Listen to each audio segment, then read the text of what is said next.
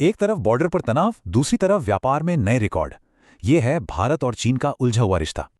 सोचिए 2020 के गलवान क्लैश के बाद भी जब रिश्ते सबसे ज्यादा खराब थे, तब भी बिजनेस बढ़ता ही गया।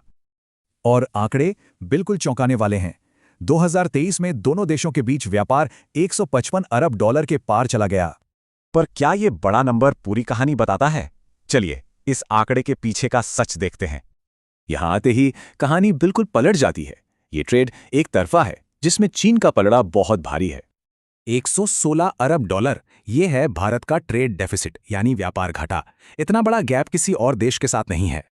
आसान भाषा में, हम चीन को 1 रुपए का सामान बेचते हैं तो बदले में 7 रुपए का सामान खरीदते हैं।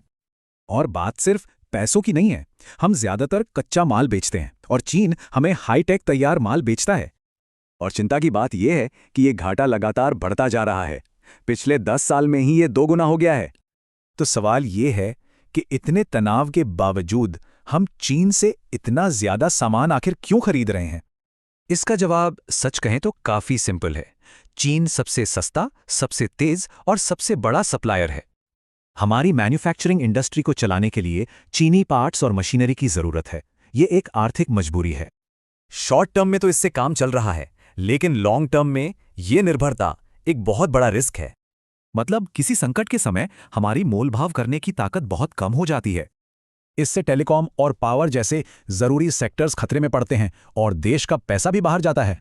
तो भारत के सामने एक मुश्किल सवाल है, आज की जरूरतें देखें या कल के खतरों से बचें। तो इस मुश्किल से निकलने के लिए भारत की स्ट्रैटेजी क्या है? कुछ बड़े कदम उठाए जा रहे हैं। फोकस मेक इन इंडिया को बढ़ावा देने पर है और साथ ही अमेरिका, यूरोप जैसे नए पार्टनर्स ढूंढने पर भी। लेकिन सप्लाई चेन बदलना कोई एक दिन का काम नहीं, इसमें सालों लगते हैं। तो अभी के लिए तो इंपोर्ट जारी हैं। तो आखिरी और सबसे बड़ा सवाल यही है, क्या भारत का मेक इन इंडिया चीन के मेड इन चाइना को टक्कर दे पाएगा?